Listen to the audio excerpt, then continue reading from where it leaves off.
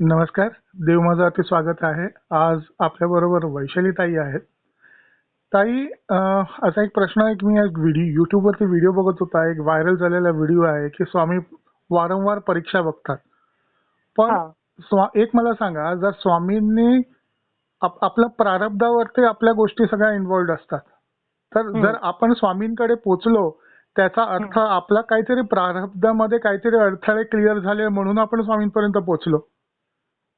पण मग स्वामी परीक्षा बघतात हे ही लोक क्लेम करतात की स्वामी परीक्षा बघतात, स्वामी परीक्षा बघतात. पण खरं स्वामी परीक्षा बघतात का, की आपणच गोंधळ आणि घोळ घालून ठेवला आणि ते आपल्यालाच निस्तारताना वाटतं की आपण स्वामींवरती ढकलून देतो की स्वामी परीक्षा बघतात. प्रश्न छान आहे. आधी अवधूत चिंतन श्री गुरुदेव दत्त, श्री स्वामी समर्थ महाराज की जय. सगळ्या देव माझाच्या आपल्या प्रेक्षकांना, श्रोत्यांना नमस्कार. प्रश्न खरंच आहे आणि हा असं या अवस्थेमधनं प्रत्येक जण जातो. कारण की प्रपंच म्हणजे दुःख आहे. आणि मग माणसाला काय असतं, एक लिमिट असते. त्या लिमिट पर्यंत तो दुःख सहन करतो. आणि मग ती लिमिट क्रॉस झाली की मग तो हार मानतो. आणि मग स्वामी माझी परीक्षा बघतायत किंवा देव माझी परीक्षा बघतोय, अशा प्रकारची वाक्य त्याच्या तोंडामधनं यायला लागतात. मग याला कारण काय होतं की आपला संयम, म्हणजे जसं साईबाबांचं वाक्य आहे बघा, की श्रद्धा आणि सबुरी तुमची पाहिजे. मग ते जी सहनशीलता जी आहे ती कुठेतरी आपली कमी पडायला लागते. मग आता समजा दोरी असेल, ती दोरी आपण जास्त ताणली क्षमतेच्या बाहेर तर ती तुटून जाते. म्हणजे हे सगळे आपले लौकिकातले नियम लागू पडतात. पण ज्या वेळेला आपण स्वामींची हे करतोय, म्हणजे तुमचं आराध्य दैवत स्वामी आहे. तुम्ही सगळा भार स्वामींवर हे केलेला आहे, टाकलेला आहे. तर मग स्वामी परीक्षा घेतात हा प्रश्नच येत नाही. देवाला काय तुम्ही म्हणजे आवडते नावडते असं काही नसतं. देवाला सगळे भक्त सारखेच आहे. देव देव काय म्हणतो की ज्याचा जसा भाव तसा मी त्याला पावणार. म्हणजे जसा जो मला भजेल तसा मी त्याला तसा मी त्याच्यासाठी अनुकूल होईल असा फरक असतो. मग आपणच कुठेतरी कमी पडत असतो. आपलीच उपासना कमी पडत असते, आपली श्रद्धा कमी पडत असते. आणि ती श्रद्धा डळमळीत झाली की मग आपल्याला वाटतं की नाही नाही, ही सगळं स्वामीच आपली परीक्षा घेतायत. बाकीच्यांना बघा किती, म्हणजे मुळात परीक्षा घेतायत हे केव्हा येतं आपल्या डोक्यामध्ये, जेव्हा आपण दुसऱ्यांकडे बघायला लागतो. मग ती समोरची आजूबाजूची माणसं सुखात दिसतात आणि मग हे माझ्याच वाट्याला का आलं, हे कंपॅरिझन मधनं ही भावना निर्माण होते. त्यामुळे मग ते देवावर टाकायला लागतो की देव माझी परीक्षा घेतो. पण प्रत्यक्षात तसं नसतं ते. हे तुम्ही जे काही करून ठेवलेलं आहे आतापर्यंत आधीच्या तुमच्या प्रत्येक जन्मामध्ये, ते एक एक एक एक निस्तरत तुम्हाला ह्या जन्मामध्ये त्या सगळ्या गोष्टी पार पाडायच्या असतात. जसं जसं तुम्ही वागलेला आहात तशी तशी ती मंडळी तुमच्या अवतीभोवती येत असतात. तसे तसे अनुभव तुम्हाला येत असतात. अहो, रस्त्याने जाणारं कुत्रं सुद्धा जर का काही तुमचं असेल ऋणानुबंध तर जवळ येतो. मग हे जे परमेश्वर आहे, परमेश्वराचं सगळ्यात चांगली कलाकृती कुठली असेल तर मनुष्य आहे. आणि म्हणजे देवानी जणू काही त्याचंच दुसरं रूप तयार केलेलं आहे. मग आपण त्याचे बाळ आहोत. मग तो आपली कशाला परीक्षा करेल ना. काही मग आपण आणखीन एक हां. याच्यामध्ये ना, एक हे पण असे लोक म्हणतात की आम्ही तर सगळ्यांशी खूप चांगले वागलो तरी आम्हालाच सगळे हं, दुःख आमच्याकडेच आमच्याच वाटेला येतात. आणि मग ते सांगतात की जर स्वामी पाठीशी आहे मग स्वामी हे का नाही हं. घडवून आणत, ह्या गोष्टी का नाही सुरळीत करत. हं, हं, हं. बरोबर आहे. हे अज्ञानापोटी म्हणतो आपण.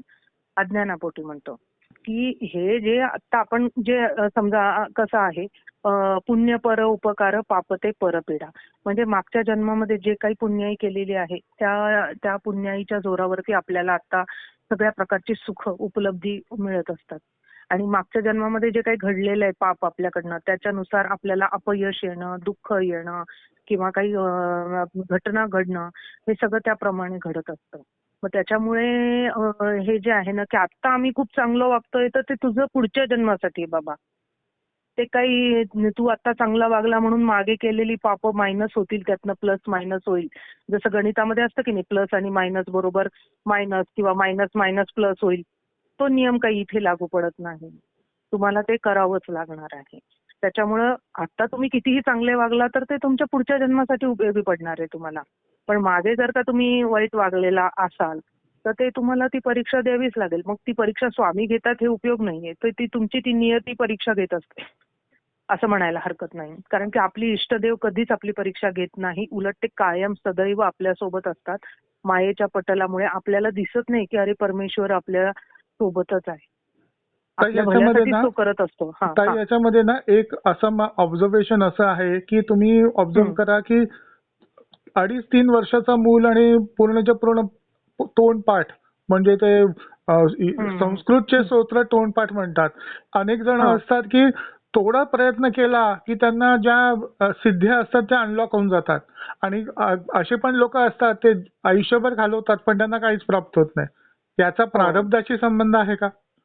हो, आहे ना. तुम्ही म्हणजे कसं असतं माहिती का, समजा एखादा तपस्वी असेल, तर तो साधना करता करता त्याचं म्हणजे त्यांनी जवळपास 20-25 वर्ष त्यांनी तप केलेलं आहे चांगलं खडतर आणि त्याचा तो हे झाला. आपल्याला 3 प्रकारचे ताप भोगावे लागतात. आध्यात्मिक, आधिभौतिक आणि अधिदैविक. तर त्याचं समजा अधिदैविक तापामुळे त्या अकाली समजा भूकंप झाला आणि त्याच्यामध्ये तो गेला तपस्वी.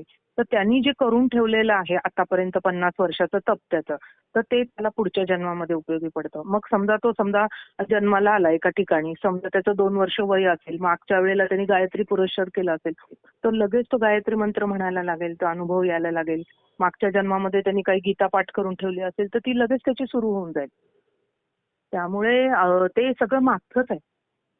तुम्ही जितकं चांगलं केलेलं असेल तितकं तुम्हाला आत्ता अनुभवायला मिळणार आहे. आणि हे जे दुःख जे आपल्याला वाटायला येतं ना, ते सगळं आपण जे काही पापकर्म केलेलं आहे ते त्यातनंच ते आहे.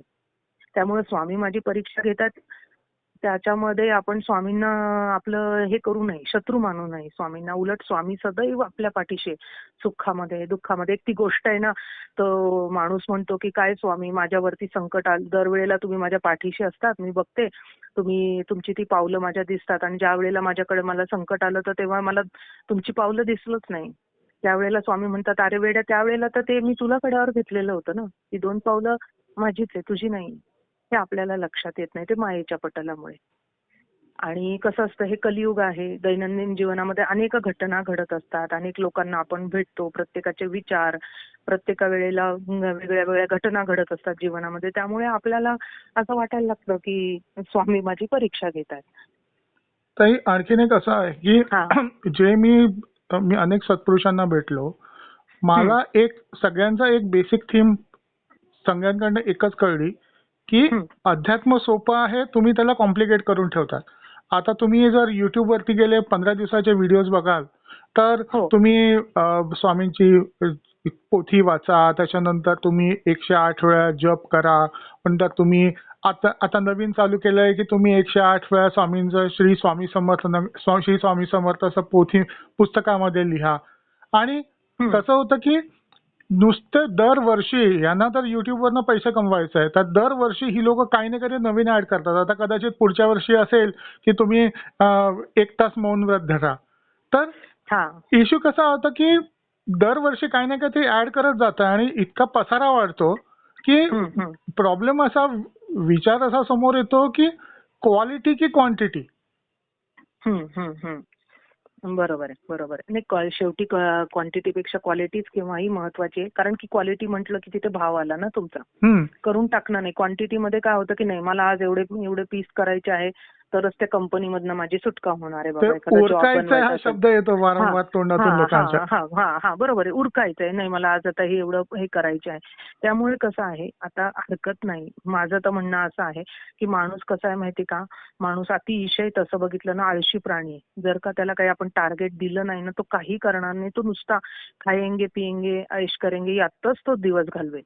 मग समजा आता स्वामींचा प्रगट दिन येतोय. मग 21 दिवसाची उपासना, 11 दिवसाची उपासना. मग तुम्हाला हे ऑप्शन काही YouTubeवर बघायला मिळतात, की तुम्ही जप करा, ही पोथी वाचा, तुम्ही नाम लिहून काढा. मग आता हे तुमच्या समोर सगळं दिसतंय. पण रिमोट तुमच्या हातात आहे ना. हम्म. हम्म. भरपूर चॅनल्स आहेत. मग तुम्ही हम्म. रिमोट तुमच्या हातात ठेवा. तुम्हाला दिसतंय की तुमचं जे दैनंदिनी आहे त्याच्यामध्ये तुम्ही पारायण करू शकता. तो निवडा. बस संपलं. मग बाकीचे तुम्ही चॅनलकडे जाऊ नका. सारखं तुम्ही चॅनल बदलत बसल्या तर कसं काय होणार आहे? परमपूज्य गोंदवलेकर महाराज कसं म्हणतात की 100 ठिकाणी खड्डा करून विहिरीला पाणी लागेल का? मुळीच नाही. नाही. एकाच ठिकाणी तुम्हाला खोल जावं लागेल 100-150 फूट तेव्हा पाणी लागेल. मग तसंच. मग हे युट्यूबवाले उलट मदत करतायत. आपले फ्रेंड्स झाले समजायचं. आणि मग हे यांनी एवढी 10 प्रकारचे ऑप्शन्स तुम्हाला ठेवलेत. उलट बरं आहे ना, व्हरायटी येते वेगळी वेगळी. मग तुम्ही त्यातनं एक चॅनल निवडा. मी आता हे देव माझा निवडलेला आहे. देव माझ्यावरती मला हे मार्गदर्शन मिळालंय बास. मी हे करणार. आणि मग मी सुरू केलं ही 11 दिवसांची उपासना. आणि गरज आहे. आज कसं असतं माहिती का, त्या त्या कालखंडामध्ये त्या दैवी तत्वाची शक्ती त्या ठिकाणी आलेली असते. हजारपटीने ते तत्व वाढलेलं असतं. आणि मग ते तुम्हाला त्या निमित्ताने होणार ना तुमचं. बरोबर. कसं आहे, संकल्पचे सिद्धी. तुम्ही जर का काही ठेवलंच नाही संकल्प करायचा तर काही होणार नाही तुमच्याच्याने. बघा आधी पूर्वी कसं होतं, शाळांमध्ये परीक्षा असायच्या, मार्क मिळायचे. आता ग्रेडची पद्धत आलेली शाळांमधनं. त्यामुळे त्या मुलांना काही वाटतच नाही. मध्ये तर मला वाटतं असं झालं होतं की परीक्षाच नको 7वी पर्यंत. मग ती मुलं अभ्यास करायचीच नाही. असं आहे. त्यामुळं हरकत नाही, नवीन नवीन ते उपक्रम देत आहेत. आपण आपल्याला जो योग्य वाटतो तर निवड तुमच्या हातात आहे ना. देवाने कर्म करायचं स्वातंत्र्य दिलंय ना तुम्हाला. तुम्ही योग्य कर्म करा. कृष्ण तिथंच होता, पण त्याच्याकडनं तो जे सांगतोय त्याचा अर्थ पांडवांना कळला, कौरवांना कळलाच नाही ना. मग ती बुद्धी आपल्याकडे आहे. ती बुद्धी आपल्याकडे, मग आपण ठरवायचं की आता हे 7 दिवस आहे, 4 दिवस आहेत, मी त्याचा उपयोग जास्तीत जास्त करून घेईन. खरं बघितलं ना 365 दिवस आणि काय 24 तास सगळे वेळ स्वामी आपल्यासाठी आहेत. पण कसं होतं माहिती का, आपण ज्या वेळेला ठरवलं की आता स्वामींचा प्रगट दिन आहे आणि ही उपासना करायची ठरवली तर ते तुमच्यासाठी वर्षभरासाठी चार्जिंग होऊन जातं ना. वर्षभर जसं मोबाईल आहे, तर तो डिस्चार्ज व्हायला लागला की आपण चार्जिंगला लावतो. चांगला एक अर्धा पाऊण तास व्यवस्थित तो चार्ज झाला की दिवसभर चालतो. तसंच मग ह्या दिवसांमध्ये तुम्ही करून ठेवा उपासना. तुम्हाला ती वर्षभर सामर्थ्य देत राहील ना. आणि करून करूनच होणार आहे. चंदन कसं सुरुवातीला ते लाकूड असतं. जसं जसं झिजत जातं ना, ते छान सुंदर चंदन त्यातनं म्हणजे सुवास पण यायला लागतो. चंदन पण ते गुळगुळीत झालं की छान चंदन त्यातनं बाहेर यायला लागतं. पण ते त्याला झिजावं लागेल ना, थोडं थोडं थोडं. तसंच आपण ही उपासना करत करत जाऊ. मग आपले काय काय मागच्या जन्माच्या असतात त्या गोष्टी हळूहळू ते कशा होतील, सौम्य होत जातात. प्रारब्ध हे भोगल्याशिवाय संपणारच नसतं. पण जे संचित आहे ना, संचित संपायला लागतं. हे लक्षात घ्या. हा फार मोठा फरक आहे. प्रारब्धाचे भोग हे भोगूनच भोगावे लागतात आणि मग ते अशा उपासनेने सौम्य होत जातात आणि संचित मात्र तुमचं पुसायला लागतं. आणि आता तुम्ही चांगलेच कर्म करताय ना, म्हणजे उद्यासाठी तुम्ही काही बाकीच ठेवत नाहीये. त्यामुळं हे असे जे सगळे उपक्रम असतात त्यातनं आपण निवडायचे. रिमोट आपल्या हातात ठेवायचा. आपला रिमोट आपण कोणाच्या हातात द्यायचा नाहीये. आणि तुम्हाला कुठेही जायची गरज नाहीये. आजकाल आपण बऱ्याच ठिकाणचं काय काय ऐकायला येतं. महिलांनी तर विशेष करून काळजी घेतली पाहिजे. आपण आपल्या आपल्या घरी बसावं, आपला घर संसार सांभाळून आपल्याला काय करायचं आहे, उपासना करायची, पण करायचं आहे. आणि नाही केलं तर काहीही होणार नाही. आणि कसं होतं, नाहीतर मग आपली ही देहबुद्धीच वाढत जाते सारखं. हे खाल्लं का, ते खाल्लं का, हे करायचंय, ते करायचंय, इकडे जायचंय, तिकडे जायचंय. मग हे असे जेव्हा विविध म्हणजे स्वामींचा प्रगट दिन असेल किंवा शंकर महाराजांची आता ही येते समाधी दिवस येतोय. मग हे अशा दिवसांमुळे तुमची उपासना होते ना, नाहीतर काहीच तुम्ही करणार नाही. असं ते आहे. ताई आता एक एक आणखीन एक थोडासा बोनस क्वेश्चन आहे तसा टाकतो की आता तुम्ही ऑब्झर्व केलं तर अनेक ठिकाणी स्वामींच्या पादुका आल्या आहेत. नंतर शंकर महाराजांच्या पादुका येतात, मुंबईमध्ये येतात, मुंबई, ठाणा, नाशिक, पुण्यामध्ये तर आहेच. आता इश्यू असा विचार मनात असा आला की आपण जाऊन वर्षातून एकदा समजा किंवा वर्षातून 2दा जाऊन पुण्याच्या इकडे शंकर महाराजांच्या समाधी मठामध्ये तिकडे जाऊन दर्शन घेऊन आलो, अक्कलकोटला दर्शन घेऊन आलो. तर मग ह्या वेगवेगळ्या ठिकाणी ज्या पादुका येतात त्यांचं, कारण त्या मूळ पादुका नसतात, कारण मूळ पादुका ज्या तिकडनं कधीही बाहेर केल्या जात नाही. प्रत्येक देवस्थानाच्या कमीत कमी 6 ते 7 जोड्या पादुका असतात. इव्हन आमच्या गावी सुद्धा देवीची मूर्ती एक दिसते, पण ती 6-7 मूर्त्या असतात की एक पालखीसाठी मूर्ती असते, एक असते ती जत्रेसाठी असते, एक असते ती गावाबाहेर वेशीपर्यंत नेऊन परत आणण्यासाठी त्याच्यासाठी मूर्ती असते, एक शोभेची मूर्ती असते आणि एक अभिषेकाची मूर्ती असते. असं असतं. इव्हन पादुकांचं तसं असतं. तर मग अशा जेव्हा आता पादुका येणार, आता यायला चालू होणार, वेगळ्या वेगळ्या मठांच्या पादुका पुण्यामध्ये, मुंबईमध्ये येणार. मग हे जे पादुकांचं, अशा ज्या पादुकांचं दर्शन घेतलं जातं हे टीका नाही, पण हे पादुकांचं दर्शन घ्यावं का अशा? तुमचं काय मत हो. आहे याच्याबद्दल? नाही, माझं मत तर स्वच्छ मत आहे. जरूर घ्यावं. कारण की काय माहिती का, मूळ तर कधी हलणारच नाही ना. मूळ वटवृक्ष अक्कलकोटलाच आहे. हो. पण त्याच्या फांद्या, त्याच्यापासून होणाऱ्या पादुका किंवा स्वामींचं 21-22 वर्ष अक्कलकोटला वास्तव्य होतं. मग स्वामींनी काय एकच पादुका वापरल्या असतील का? नाही.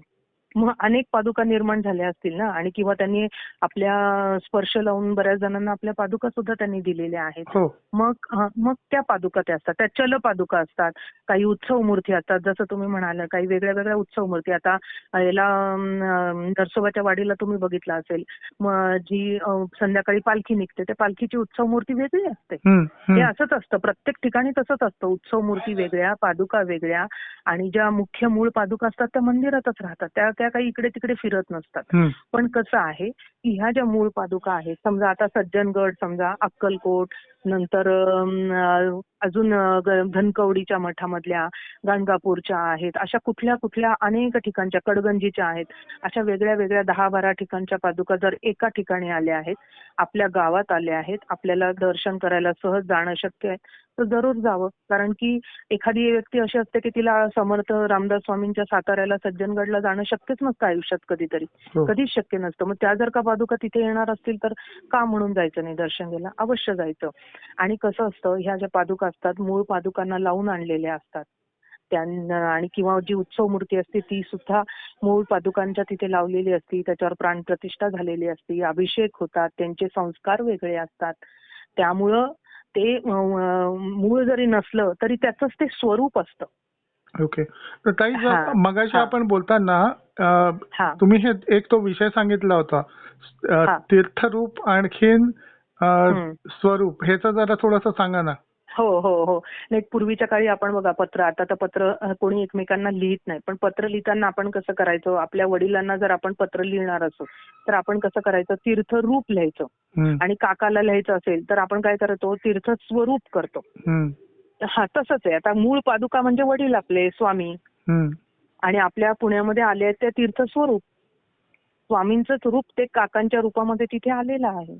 आता बघा, गंगोत्रीला मूळ गंगेचं उगम तिथनं पाणी घेऊन येतात लोक, छोट्याशा कॉपरच्या छोट्याशा भांड्यामध्ये घेऊन यायचे बघा. पूर्वी ते बंद केलेलं असायचं. आणि मग कोणी एखादी व्यक्ती देहत्याग करत असेल किंवा काही चांगला घरी कार्यक्रम असेल, शुद्धीकरण असेल, तर ते भांडं फोडलं जायचं आणि मग ते पाणी त्याला गंगाजल म्हणून दिलं जायचं. मग आता त्या वाडग्यामधलं पाणी हे मूळ गंगेतलंच पाणी आहे ना. म्हणजे त्या पाण्याला आपण गंगाजलच म्हणणार आहोत ना. मूळ गंगा तर काय आपल्याला इथपर्यंत आणता येणार नाही, आपल्या गावात तर ती येणारच नाहीये ना. त्याचंच ते स्वरूप आहे. म्हणजे गंगा झाली तुमची हे तीर्थरूप, आणि इथे छोटंसं पाणी बाटलीमधलं झालं तीर्थ स्वरूप झालं, तिचंच ते रूप आहे. तसंच परमात्मा परमेश्वर हा जर का आपण समजा समुद्र समजला आणि आपण त्याचे आहोत ना, मग त्या समुद्राच्या पाण्यातला एक छोटासा थेंब तो आपण आहोत. म्हणजे आपण स्वरूप झालो ना, आणि ते तो तीर्थरूप झाला. आणि मग त्या पाण्याचा थेंब ची साधर्म्य त्याच्याशी आपलं जोडलं जातं. त्या थेंबामधलं जे पाण्याचं अस्तित्व आहे आणि त्या समुद्रातल्या पाण्याच्या अस्तित्वाने आपण एकरूप होऊन जातो देवाशी. मग तिथे त्याच्याशी आपली ती नाळ जोडल्या जाते. त्यामुळे अशा जेव्हा पादुका येतात ना, त्या मूळ पादुकांशी चार्ज करून आणलेल्या असतात. साधंच बघा, तुम्ही समजा तुम्ही एखाद्या ठिकाणी स्वयंपाक करत असतो आपण, किंवा त्या ठिकाणी जर का गॅसच्या शेजारी दुसरं भांडं ठेवलेलं असेल तर ते पण गरम होतं. म्हणजे शेजारी उष्णता आहे तर त्याच्या शेजारचं भांडं आपोआप गरम होतं. मग ह्या पादुका सुद्धा तिथेच असतात ना वर्षभर मंदिरामध्ये, त्यांचं सुद्धा व्यवस्थित त्या ठिकाणी पूजा अर्चा झालेली असते. मग त्या जर अशा ठिकाणी आणल्या असेल, त्याचं सगळं पावित्र्य पाळलेलं असेल तर आवर्जून घ्यावं. एकाच ठिकाणी आपल्याला सगळ्या पादुकांचं दर्शन घ्यायला मिळतं आहे तर ते घ्यायला काही हरकत नाही माझ्या मते. पण खूपच मोठ्या मोठ्या रांगा आहेत, म्हातारी माणसं आहेत, त्यांनी अट्टहास करू नये. पण ज्यांना खरंच नाही जमणार आहे जाणं कुठे, तर त्यांनी ते म्हणजे त्या अशा पादुका जेव्हा येतात त्या घ्यायला हरकत नाही.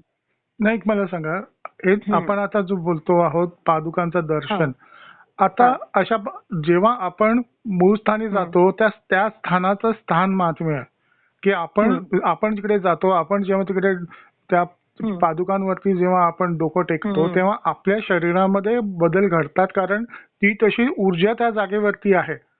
पण हो जेव्हा या पादुका येतात, ज्या तुम्ही सांगितल्या की ह्या स्वरूपाच्या पादुका आहेत, मग हो आपल्याला जेव्हा पादुकांवरती डोकं ठेवलं, आता कसं तुम्हाला स्ट्रेट हम्म, फॉरवर्ड सांगतो, आई घेऊन गेली, अरे बाबा याच्यावरती डोकं ठेव, मी कशात डोकं ठेवू, फक्त हम्म. हात लावणार आणि साईडला पुढे निघून जातात, हो तुम्ही हो ऑब्झर्व हो करा.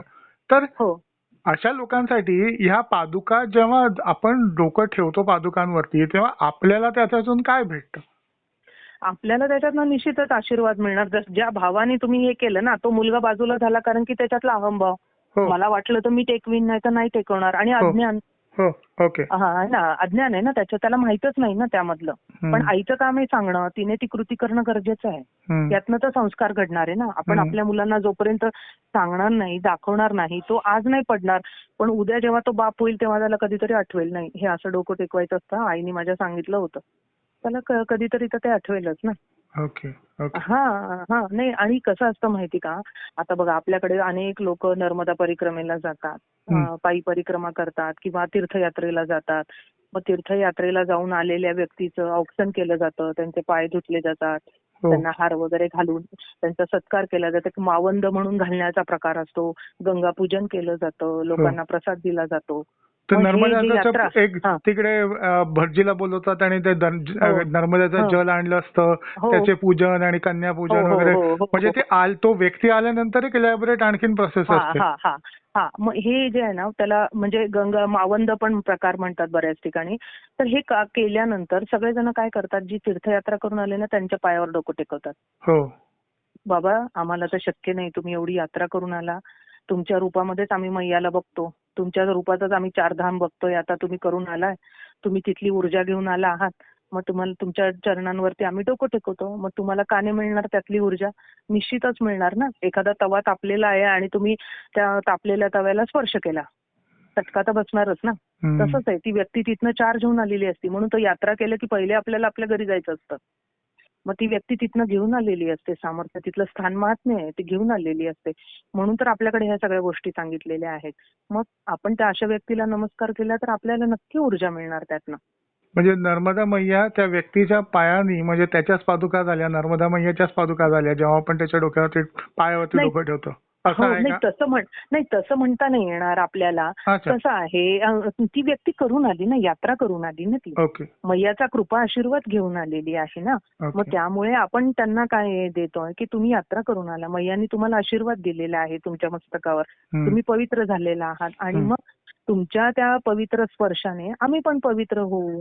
ओके. असं आहे ना. आता कसं होतं, समजा मी गेले नर्मदा परिक्रमेला, मी तिथनं पाणी आणलं, हो मग मी काय करेल, तुम्हाला सांगेल तुमची पाण्याची बाटली घेऊन या, त्यात मी 2-3 थेंब टाकते, हो. मग झालं ना तुमचं पूर्ण नर्मदेचंच पाणी. हम्म, हम्म. असं आहे ते. आणि मला ना म्हणजे मी ज्या वेळेला उत्तर वाहिनी नर्मदा परिक्रमा केली होती, तर तिथे ज्या गुरुजींकडे आम्ही उतरलो होतो, तर त्या गुरुजींची जी बायको होती ना, ती फार सुंदर बोलली. मी म्हटलं, अहो माझ्या आईला पण करायची आहे उत्तर वाहिनी नर्मदा परिक्रमा, पण तिला आता जमते की नाही माहिती नाही मला. तर त्या म्हणाल्या, क्यों नहीं जमेगी, आप क्या करो, एक बॉटल में पानी लेके जाओ, हाँ, स्टूल पे घर जाके रखो, हाँ. और तुम्हारी मैया को बोलना नमस्कार करो, और ये जल की बोतल है उसको परिक्रमा लगाओ, हो जाएगी उनकी परिक्रमा. कारण तत्व म्हणजे तेच आहे. हा, स्वरूप, ते स्वरूप. स्वरूप ओके. आहे ना तिथे. ओके. हा, ओके. मग तिथेच बघा ना तुम्ही, मैया मग तू इथेच आहे ना. आता बघा बरेच जण गाडीनी परिक्रमा करतात, हम्म, त्यांना शक्य नसतं पायी, हम्म, पण पुण्य तेच आहे ना. जर हम्म, का तुम्ही पायी परिक्रमा करताय, हम्म, एकमेकांचा दुस्वास करून करताय, हम्म, किंवा तुमचं नुसतं कुठलेही नियम, कसं आहे माहिती का, कुठली पण गोष्ट करताना रूल्स अँड रेग्युलेशन आहेच आहे. हम्म. तुम्हाला त्यांचे नियम पाळावे लागणार, तुम्हाला तप करावं लागणार. तुम्ही जर का पायी परिक्रमा करताय, दुसऱ्यांना नावं ठेवतायत किंवा तुमची हुल्लडबाजी सुरू आहे, कशी काय ती मैया तुमच्यावर कृपा करेल? का म्हणून तिने कृपा करायची? बरं, आणि हे अध्यात्म, हे ते सगळं कशासाठी करायचंय? तर आपल्याला त्या दैवी तत्वापर्यंत पोहोचायचंय. तो हम्म, आपल्यासाठी वरून खाली आलेला आहे. तो हम्म. अवतार घेतो ना, वरून खाली येतो. अवतारती इति अवतार हा, म्हणजे म्हणजे खाली येणे. खाली येतो तो आपल्यासाठी. कशासाठी खाली येतो? तर आपल्याला ऊर्ध्वगामी, आपल्याला वर घेऊन जाण्यासाठी तो येतोय ना. सहस्रारामधनच आपली हे ना, कुंडलिनी शक्ती जागृत होते. म्हणजे काय, खालून वर प्रवास आहे ना सगळा हो. आपला. हो. मग आपल्याला खालून वर घेण्यासाठी तो येत असतो, ते तत्व येत असतं, ते आपल्याला कळत नाही. त्यांनी तो हात पुढे केलेला असतो. मग ह्या सगळ्या गोष्टींमधनं सगळ्यात महत्वाचं काय आहे, तर तुमच्या आमच्यामधला सत्वगुण वाढवणं. ओके. ओके. हा, हे कशासाठी आहे? जर का समजा सगळ्या पादुका आल्यात, मी तिथे दर्शनाला गेले, हो. हा काय सुंदर वाटलं, हो. आणि मग 1-2 दिवस आहे ना माणूस त्या सत्वगुणामध्येच राहतो. हम्म. कुठलं नॉनव्हेज खाणार नाही, म्हणजे कुठे काही जाणार नाही, कोणाला अपशब्द बोलणार नाही. आणि कसं आहे, समजा तुम्ही बघा, आता इथं हा छान मूव्ही लागलेला आहे, तुम्ही जा मूव्हीला चालले, रजगुण तिथलं सगळं पाहून आले, हिंसाचार बघितला, झालं. मग ते तमोगुण वाढून जातो ना तुमच्या शरीरामधला. हो. मग तिथं काय बाहेर भजी दिसली, छान कांदा भजी ती खाल्ली, हो. त्यांनी काय होणार आहे? तमोगुण वाढणार आहे. मग हे अट्टहास हा सगळा कशासाठी आहे? तर तुमचा सत्वगुण वाढावा, आणि मग सत्वगुण वाढला की तुम्ही हळूहळू हळू त्याच्यापर्यंत पोहोचाल.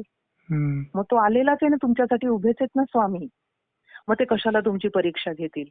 जेव्हा तुम्हाला वाटतं स्वामी माझी परीक्षा घेत आहेत, आता आपण आपल्या मूळ प्रश्नाकडेच येऊ, तर त्यावेळेला तुम्ही चिडलेला आहात, रागवलेला आहात, तुमच्यातला तामसिक गुण वाढलेला आहे, रजगुणाने त्याची सीमा ओलांडून तमोगुणाकडे गेलेला आहात ना तुम्ही, म्हणून तर स्वामी तुम्हाला व्हिलन दिसायला लागले ना. हे लक्षात घेतलं पाहिजे. तिथे ज्या ज्या वेळेला अशी परिस्थिती निर्माण होईल, त्या त्या वेळेला क्षणभर थांबायचंय, आपल्याला विचार करायचा आहे की हे काय घडतंय, कशामुळे घडतंय. शांत बसायचं आहे, 3 वेळा ओंकार म्हणायचा सरळ, आणि मग जो रजगुणानी जी सीमा ओलांडलेली असते तमोगुणाकडे, त्याला थोडंसं मायनस करायचं, शांत व्हायचं, आणि सत्वगुणी होऊन त्या गोष्टीकडे बघायचं. मग कळतं, नाही तिथे समोर खड्डा होता, त्याच्यामध्ये मी पडणार होते, म्हणून स्वामींनी असं केलं. काही याच्यामध्ये ना एक तुम्हाला सांगतो, काही दिवसापूर्वी बापट दादांनी मला काही गुगली टाकलेली की तुम्ही हे सगळं तुम्ही गेलात तिकडे, तुमच्या घरी पादुका आल्या, तुम्ही त्यांच्या पादुकांचं पूजन वगैरे केलं, आरती वगैरे केली, तुम्हाला 2 दिवस घरात खूप छान वाटलं. पण बापट दादांचा प्रश्न मला असा, त्यांनी मला उलटा प्रश्न विचारला, फक्त 2च दिवस का, कंटिन्युअस का नाही? म्हणजे मला एक सांगा की असं आपण काय करावं की आपण आता समजा आता स्वामींचा प्रगट दिन आहे, प्रगट दिनापर्यंत आपण ही लोकांनी उपासना केली, त्यांना छान वाटलं, पण ते कंटिन्यू पुढे राहण्यासाठी त्यांनी काय करायला हवं? कारण ते बघा कसं काही ते पोथी वाचणं वगैरे, ते आता हवामान बदलत आहे, सगळ्यांना सर्दी खोकला सगळं चालू होणार, चालूच आहे ना, प्रपंच हा कधी थांबलेलाच नाहीये ना. ओके. त्याला काही फरक पडणार नाहीये देवाला. तू 365 दिवस कर बाबा, नाही तर स्वामींचा प्रगट दिनापुरतं कर. ओके. त्यांना नाही काही फरक पडत देवाला. ज्या वेळेला तुमच्याकडे सत्यनारायण असतो त्या दिवशीचं वातावरण, त्याच्या आदल्या दिवशीचं, त्याच्या 2-4 दिवसानंतर छान असतं वातावरण. मग हे वातावरण कायमस्वरूपी राहण्यासाठी तुम्हालाच कष्ट घ्यावे लागतील ना. मी जे म्हणते ना सत्वगुण, बरोबर, तेच तो सत्वगुण तुमचा कमी कमी व्हायला लागतो घरामध्ये. ते कशामुळे होतो? तुमच्याकडे येणारे जाणारे लोक, तुम्ही घरामध्ये लावलेला टीव्ही, तुम्ही घरामध्ये घेत असलेलं जेवण, तुमचे एकमेकांमध्ये असलेले व्यवहार, तुम्ही घरातली 4 डोकी 4 ठिकाणी जातात, 4 ठिकाणचे तुमचे संभाषण, एकमेकांशी तुम्ही बोललेले संवाद, त्यातनं जे वातावरण निर्मिती होते ती सगळी रजगुण आणि तमोगुणाचीच होते. एक दिवस कामवाली बाई येऊ दे नये, आपण आदल्या दिवसापासून ठरवतो की आता तिला उद्या येऊ दे, मग मी तिची काढते चांगली. म्हणजे आजचा तर गेलाच तुमचा दिवस, उद्याचा पण गेला. हे चालू आहे सगळीकडे. आणि ती पण जाता जाता तुम्ही जर काय बोलला आणि जाता जाता ती बोटं मोडत जाणार, ते आणखी नवीन. ते वेगळं. म्हणजे खरं सांगू का, हे जे आहे ना 365 दिवस स्वामींनी माझ्यासोबत राहावं, माझ्या घरातलं वातावरण, त्यासाठी आपल्यालाच प्रयत्न करावा लागेल, आणि तो नित्य नियमाने होईल. म्हणून मागे पण आपण एका एपिसोडमध्ये सांगितलं होतं, फार देवांचा फापट पसारा करू नका. आणि आजकाल लोक काय करतात माहिती का, देवघराचं मंदिर म्हणजे सुरू केलेलं आहे त्यांनी बनवणं, मंदिर करू नका. कसं आहे त्यामुळे मग काय होतं माहिती का, तुम्ही त्या सगळ्या कर्मकांडाशी जास्त अडकत बसता. थोडक्यामध्ये सगळं ठेवा, थोडक्यामध्ये गोडी असते, आणि जास्तीत जास्त तुमचा जप झाला पाहिजे, तुमचं ध्यान झालं पाहिजे, त्याकडे तुम्ही लक्ष द्या. आणि मी काय ऑब्झर्व केलं माहितीये, तुम्ही लोकांच्याकडे 1-1 तास आरत्या चालतात, पण जे साधक जे लोक आहेत ना, जे खरंच ह्या गोष्टीमध्ये माहिती आहेत, त्यांच्याकडे 5 मिनिटाच्या वरती आरती नसते. हो, म्हणून असे ना, मग रिमोट आपल्या हातात आहे ना. पण ठरवा ना, मंदिरात 12 आरत्या होतात, होऊ देत ना. आणि तिथे मंदिरात गरज आहे, हजारो लोक आलेली आहेत तिथे, हजारो लोकांना मंदिरातली ऊर्जा द्यायची आहे देवाला, हरकत नाही ना, चालू देत तिथे 12 आरत्या 6 आरत्या चालू देत. पण तुमचं घर आहे ना, तुम्ही गणपतीची करा, देवीची करा, आज गुरुवार आहे दत्ताची करा, बस आरतीने काय होणार आहे, पूर्णत्व येत असतं. तुमच्या काही न्यून राहिलं असेल तुमच्याकडनं हम्म. ते, आणि देवाची क्षमा मागा. तो इतका प्रेमळ आहे, करुणा सिंधू आहे, दयाळू आहे. तुम्ही त्या प्रेमाने त्याला हाक मारली पाहिजे फक्त. आणि सत्वगुणी तुम्हाला कसं कसं होता येईल, प्रत्येक वेळेला मनाला प्रश्न विचारा, मी आता हे करत आहे त्याने माझ्यातला कुठला भाव वाढतोय. ओके. बस हे जे 3 गुण आहेत ना, हम्म. त्यानेच तुमचं सगळं हे काय म्हणतात त्याला, प्रत्येक गोष्टीचं निर्मिती होत असते, प्रत्येक गोष्टीची. म्हणजे एक मला आता बघा, सांगा ताई, असं एक सांगा हा, की हा, जेव्हा आपण कुठला समजा कोणाच्या बद्दल हा, विचार आला किंवा असंच हा, काहीतरी चोंबडेपणा आपण केला की अरे बाबा हा. त्याचं असं मी ऐकलंय त्याच्याबद्दल असं आहे हा. की काय माहिती हा, नाही हा. खरं आहे की नाही, म्हणजे तेव्हा आपण काय आपलं तमोगुण वाढवून आपण काय आपले प्रारब्धाचे खेळ त्याच्यात करून घेतो का स्वतःबद्दल ती? हो ना, होतच आहे ना, क्षणाक्षणाने होतच आहे ना, वाढतच चालली आहे ना. आपण तमोगुणच वाढवतोय ना आपला. ओके. तमोगुणच वाढवतोय ना आपण. कसं आहे माहिती का, माणसाला 2 माणसं एकत्र आले ते काय करतात, एक तर आधी थोडंसं हॅलो हाय होतं, हो नंतर मग जो अनुपस्थित आहे ना त्याच्याविषयी चर्चा होते. हो हो हा, निंदा. हो. माणसाकडे 2च विषय, दुसरं काही नाही माणसाकडे. नाही. एक तर जो अनुपस्थित आहे त्याची निंदा, हा. नाहीतर मग काय, मी कसा मोठा आहे, हम्म. माझ्यात काय क्वालिटी आहे, हम्म. समथिंग डिफरंट, मी काहीतरी वेगळं करतोय. हम्म. तुम्हाला माहितच नाही. अहो, तुम्हाला माहित नाही इराक इस्रायलमध्ये काय चाललेलं आहे. अहो, तुम्हाला बातम्या बघत नाही तुम्ही, तुम्हाला शेअर मार्केट माहिती नाही. म्हणजे तिथं तुम्ही हे 2च गोष्टींवर माणूस चर्चा करतो. हो. आणि मग त्यातनंच हे तमोगुण रजोगुण वाढायला लागतं. ओके. लक्षात घ्या, आपल्याला रजोगुण सुद्धा हवा आहे, तमोगुण पण थोडक्यासाठी हवा आहे.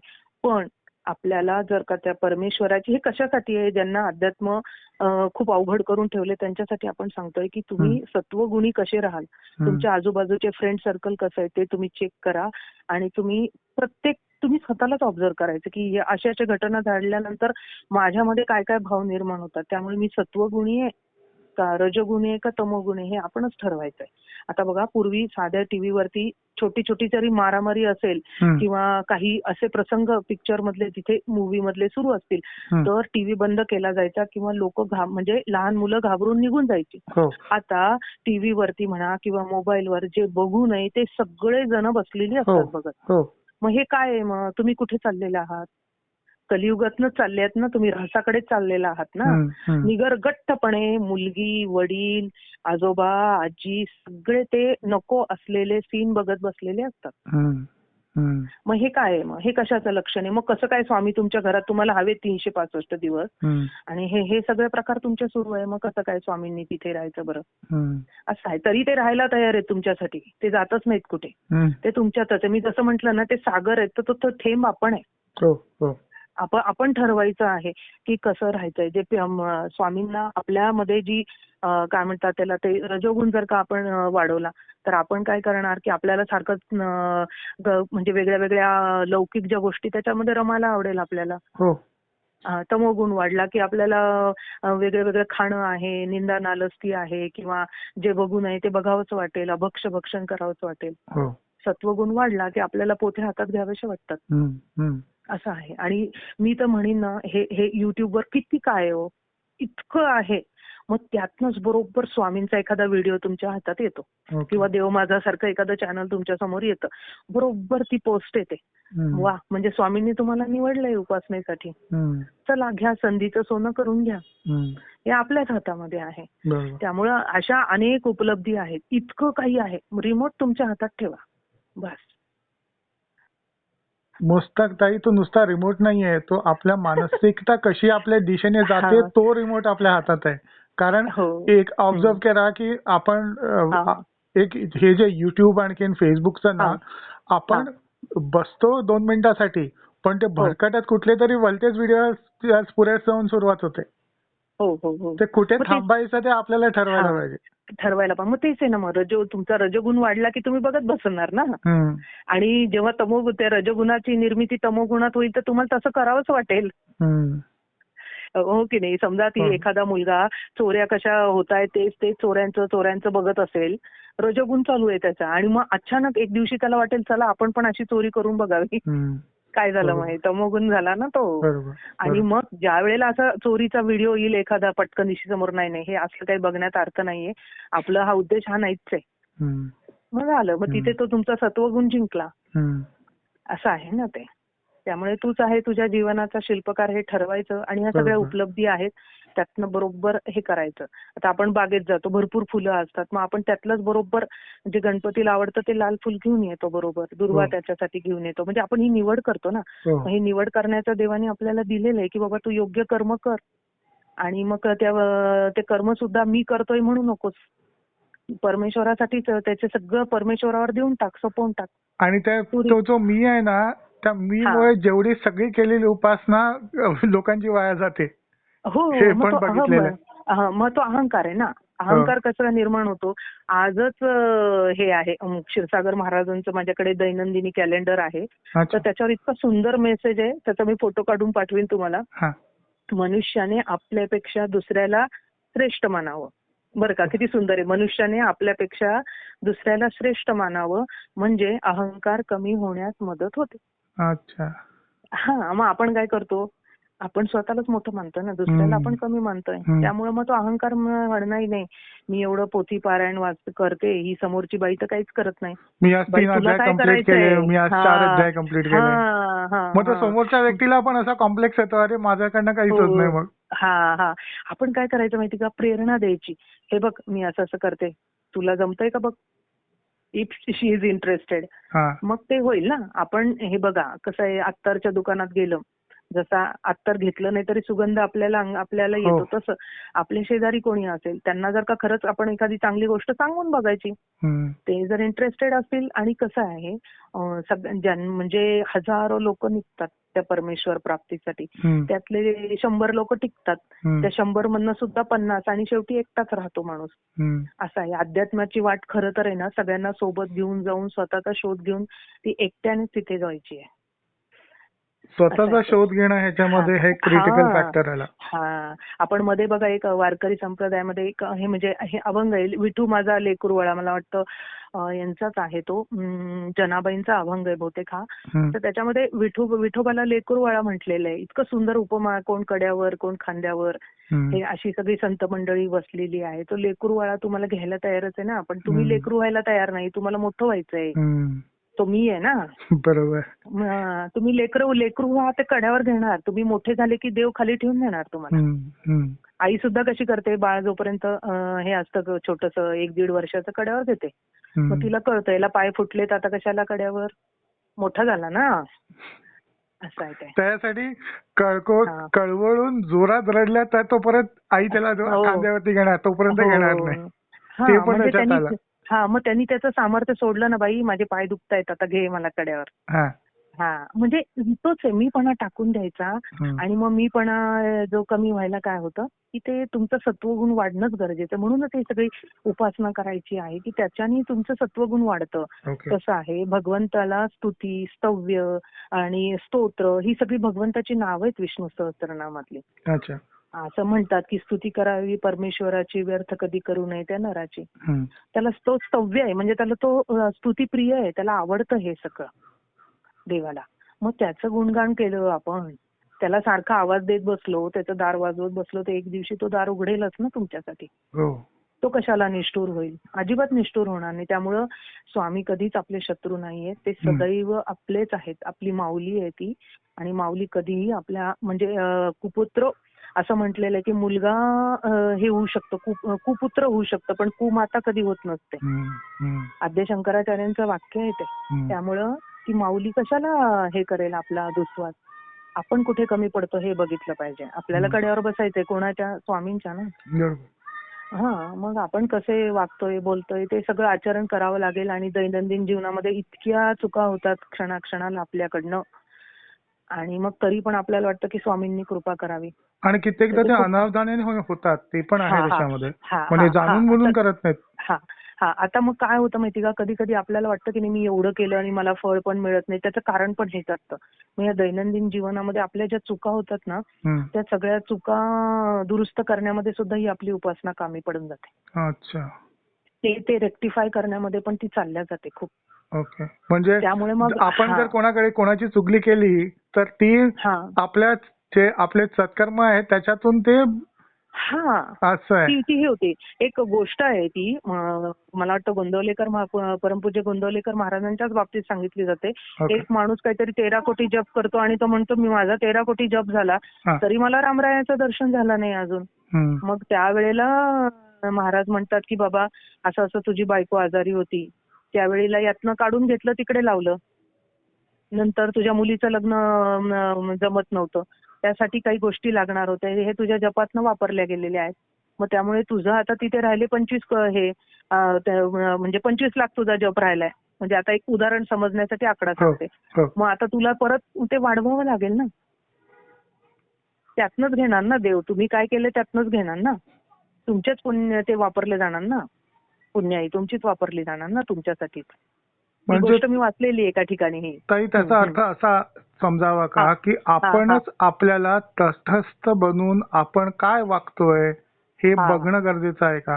हो हो हो अगदी गरजेचं आहे. अगदी गरजेचं आहे. सासू असेल तर तिने मी सुनेशी कशी वागते, मुलीशी कसे वागते बघावं. मी एक भक्त असेल तर मी माझ्या भक्तीमध्ये कसं आहे, माझी भक्ती पूर्ण झाल्यानंतर मी दुसऱ्या भक्तांशी मी कसा वागतोय हे पण त्यांनी बघावं लागेल. समाजात जाताना मी कसा वागतोय ते बघावं लागेल. असं आहे ते. ताई तुम्ही आज आम्हाला वेळ दिला. खूप छान गप्पा रंगल्या आपल्या याच्याबद्दलच्या आध्यात्मिक गप्पा आपल्या. तर आपण प्रेक्षकांना रिक्वेस्ट करूया की जर तुम्हाला याच्यातले काही प्रश्न असतील, तुम्हाला काही सुचवायचं असेल, कुठले टॉपिक्स घ्यायचे तर प्लीज कमेंटमध्ये लिहून कळवा. म्हणजे आपण ते पुढे एपिसोडमध्ये नक्की घेऊ. आणि रिक्वेस्ट आहे की तुम्ही जर सबस्क्राईब केलं नसेल तर सबस्क्राईब करा आणि नोटिफिकेशनचं आयकन क्लिक करा. म्हणजे जेव्हा पण नवीन व्हिडिओज येतील ते तुमच्यापर्यंत आम्ही नक्की पोचवू. खूप खूप धन्यवाद ताई. धन्यवाद. श्री गुरुदेव दत्त.